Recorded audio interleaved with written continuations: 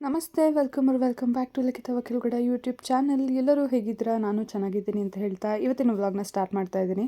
So ನಾನು ನಿಮಗೆ last ವ್ಲಾಗಲ್ಲೇ ತೋರಿಸಿದ್ದೆ, rose ಮೊಗ್ಗಾಗಿದೆ, ಇನ್ನೂ ಅರಳಿಲ್ಲ ಅಂತಂದ್ಬಿಟ್ಟು. ಸೊ ಇವತ್ತು ನೋಡ್ಬೋದು ಫುಲ್ ಅರಳಿತ್ತು ಹೂವು. ಸೊ ಚೆನ್ನಾಗಿ ಕಾಣ್ತಾ ಇತ್ತು ಅಂತಂದ್ಬಿಟ್ಟು ಕ್ಲಿಪ್ಪಿಂಗ್ ಆ್ಯಡ್ ಮಾಡಿದ್ದೀನಿ.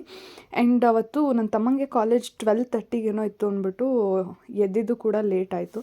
ಆ್ಯಂಡ್ ಎದ್ದ ತಕ್ಷಣವೇ ಫ್ರೆಶ್ ಅಪ್ ಆಗಿಬಿಟ್ಟು ಕಾಫಿ ಕುಡಿದು ಅದಾದಮೇಲೆ ನನ್ನ ತಮ್ಮ ಹೊರಗಡೆ ಏನೋ ಮಾಡ್ತಾಯಿದ್ದ. ಬಟ್ ನಂಗೆ ಗೊತ್ತಿರಲಿಲ್ಲ ಅವ್ನು ಅರಿಶಿನ ತೆಗಿಯೋಕ್ಕೆ ಹೋಗಿದ್ದಾನೆ ಅಂತಂದ್ಬಿಟ್ಟು. ಅವನಿಗೆ ಸ್ವಲ್ಪ ಇದರಲ್ಲೆಲ್ಲ ಇಂಟ್ರೆಸ್ಟ್ ಜಾಸ್ತಿ. ಅರಿಶಿನ ಬೆಳೆಯೋದು, ಕೊತ್ತಂಬರಿ ಸೊಪ್ಪು, ಆಮೇಲೆ ಮೂಲಂಗಿ ಹಾಕೋದು, ಕ್ಯಾರೆಟು, ಒಂದ್ಸಲಿ ಬೆಂಡೆಕಾಯಿ, ಹುಳ್ಳಿಕಾಯಿ, ಈ ಥರದ್ದೆಲ್ಲ ಏನಾದರೂ ಒಂದೊಂದನ್ನು ಬೆಳಿಬೇಕು ಅಂತ ಅವನಿಗೆ ಇಷ್ಟ. ಸೊ ಈ ಸತಿ ಅರಿಶಿನ ಹಾಕಿದ್ದ. ಪ್ರತಿ ಸಲಿನೂ ಹಾಕೋನು, ಬಟ್ ಯಾವಾಗಲೂ ಸ್ವಲ್ಪ ಸ್ವಲ್ಪ ಸಿಕ್ಕೋದು, ಒಂದು 3-4 ತುಂಡಷ್ಟು ಆ ಥರ ಸಿಕ್ಕೋದು. ಬಟ್ ಈ ಸತಿ ಅಂತೂ ಅರ್ಧ KGಯಷ್ಟು ಅರಿಶಿನ ಸಿಕ್ತು ನಮಗೆ. ಆ್ಯಂಡ್ ಅದನ್ನು 2 ಸೈಡ್ ಹಾಕಿದ್ದ. ಒಂದೇ ಕಡೆ ಹಾಕಿದ್ರೆ ಚೆನ್ನಾಗಿ ಬರಲ್ಲ ಅನ್ನೋ ರೀಸನಿಗೆ 2 ಕಡೆ ಸಪ್ರೇಟ್ ಮಾಡಿ ಹಾಕಿದ್ದ. ಸೊ ಒಂದು ಕಡೆ 1/4 kg, ಇನ್ನೊಂದು ಕಡೆ 1/4 kg ಅಂತಂದ್ಬಿಟ್ಟು ಅರ್ಧ KGಯಷ್ಟು ನಮಗೆ ಅರಿಶಿನ ಸಿಕ್ಕಿತ್ತು. ಆ್ಯಂಡ್ ತುಂಬ ಚೆನ್ನಾಗಿ ಕೂಡ ಬಂದಿತ್ತು. ಪ್ರತಿ ಸಲ ನಾವೇನು ಮಿಸ್ಟೇಕ್ ಮಾಡ್ತಿದ್ವಿ ಅಂತಂದರೆ, ಅದು ಸ್ವಲ್ಪ ಗಿಡ ದೊಡ್ಡದಾಗುವಾಗ ಅದಕ್ಕೆ ಬುಡಕ್ಕೆ ಮಣ್ಣು ಕೊಡೋದು, ಈ ಥರ ಎಲ್ಲ ಏನೂ ಮಾಡ್ತಿರ್ಲಿಲ್ಲ. ಬಟ್ ಈ ಸತಿ ಸ್ವಲ್ಪ ಕೇರಿಂದ ನೋಡ್ಕೊಂಡಿದ್ರಿಂದ ಅರಿಶಿನ ಕೂಡ ತುಂಬ ಚೆನ್ನಾಗಿ ಬಂದಿತ್ತು.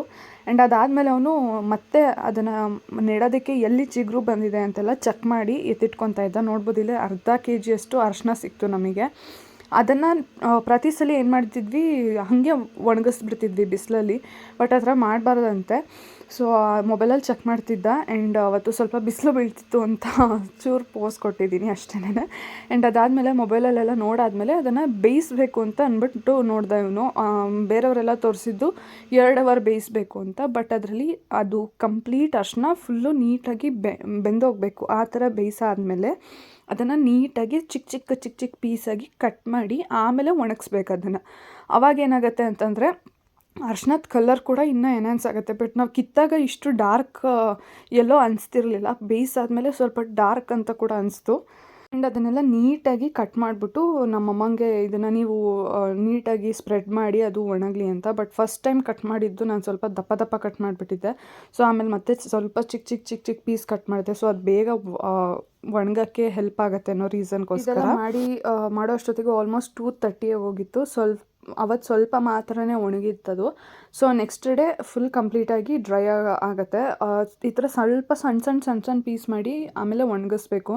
ಆಲ್ಮೋಸ್ಟ್ ಇದು 1.5 to 2 weeks ಚೆನ್ನಾಗಿ ಒಣಗಿದ್ರೆ ಆಮೇಲೆ ಪುಡಿ ಮಾಡೋಕ್ಕೆ ಚೆನ್ನಾಗಿರುತ್ತೆ ಅಂತಂದ್ಬಿಟ್ಟು ಮೊಬೈಲಲ್ಲಿ ಹೇಳಿದ್ರು. ಸೊ ನಾವು ಕೂಡ ಮೊಬೈಲಲ್ಲಿ ಚೆಕ್ ಮಾಡಿನೇ ಮಾಡಿದ್ದು ಈ ಸತಿ.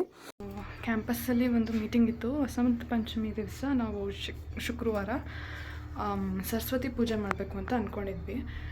ಅಲ್ಲಿಗೆ ಹೋಗಬೇಕಿತ್ತು. ಬಟ್ ನಾನು ಹೊರಗಡೆ ಟೆಂಪಲಿಗೆ ಹೋಗಬೇಕು ಅಂತಂದ್ಬಿಟ್ಟು ಹೋಗಿಲ್ಲ. ಇವಾಗ ದೇವಸ್ಥಾನಕ್ಕೆ ಹೋಗಿ ಬಂದು ಆಮೇಲೆ ಅಲ್ಲಿಗೆ ಹೋಗಬೇಕು. ಸೊ ಬನ್ನಿ ದೇವಸ್ಥಾನಕ್ಕೆ ಹೋಗ್ಬರೋಣ. ಇದು ದುರ್ಗಾದೇವಿ ದೇವಸ್ಥಾನ. ನಾನು ಸಂಡೇ ಹೋಗಿ ಬಂದಿದ್ದೆ, ಬಟ್ ಅಮ್ಮ ಬಂದಿರಲಿಲ್ಲ ಅಂತ ಅಮ್ಮ ನಾನು ಇಬ್ಬರು ಹೋಗಿ ಬಂದ್ವಿ. ಆಮೇಲೆ ಅಲ್ಲಿಂದ ಬಂದಾದಮೇಲೆ ಅವನು ಮ್ಯೂಸ್ಲಿ ಬೇಕು ಅಂತಂದ. ಸೊ ಹಂಗಾಗಿ ಹಾಲು ಕಾಯಕ್ಕೆ ಇಟ್ಬಿಟ್ಟು ನನಗೂ ಅಮ್ಮಂಗೂ ಟೀ ಮಾಡಿಕೊಂಡು ಅವನಿಗೆ ಮ್ಯೂಸ್ಲಿ ಕೊಡೋಣ ಅನ್ನೋಷ್ಟರಲ್ಲಿ ಅವನಿಗೆ ಫುಲ್ ಹೊಟ್ಟೆ ಹಸ್ತಿತ್ತು ಅನಿಸುತ್ತೆ. ಸೊ ಬಂದ್ಬಿಟ್ಟು ಬ್ರೆಡ್ಡಿಗೆ ಬಟರೆಲ್ಲ ಹಾಕೊಂಡು ತಿಂತಾಯಿದ್ದ. ಆ್ಯಂಡ್ ಅದಾದಮೇಲೆ ನಾನು ಪೂಜೆ ಮಾಡಿ ಆ್ಯಂಡ್ ಸ್ವಲ್ಪ ವರ್ಕ್ ಇತ್ತು. ಆ್ಯಂಡ್ ಅದಾದಮೇಲೆ ಮೀಟಿಂಗ್ ಹೋಗಬೇಕು ಅಂತ ಹೇಳಿದ್ನಲ್ವ, ಅದನ್ನು ಕೂಡ ಮುಗಿಸ್ಕೊಂಡು ಬಂದೆ. ನೋಡ್ತಾ ಇದ್ದೀರಲ್ವ, ಅದು ಒಣಗಾದ್ಮೇಲೆ ಇಷ್ಟೇ ಆಗಿರೋದು. ಆ್ಯಂಡ್ ಆಲ್ಮೋಸ್ಟ್ 1.5 week ಅದು ಒಣಗಬೇಕು. ಇದು 1-2 days ಆದಮೇಲೆ ಒಣಗಿರೋದನ್ನು ನಾನು ನಿಮಗೆಲ್ಲ ತೋರಿಸ್ತಾ ಇರೋದು. ಆಗಿತ್ತು ಇವತ್ತಿನ ವ್ಲಾಗ್ ಇಷ್ಟ ಆಗಿದ್ರೆ ಪ್ಲೀಸ್ ಡೂ ಸಬ್ಸ್ಕ್ರೈಬ್ ಅಂತ ಹೇಳ್ತಾ, ನಿಮ್ಮ ಸಪೋರ್ಟ್ ನನಗೆ ತುಂಬ ಇಂಪಾರ್ಟೆಂಟ್ ಆಗುತ್ತೆ. ಸಬ್ಸ್ಕ್ರೈಬ್ ಮಾಡೋದನ್ನ ಮರಿಬೇಡಿ.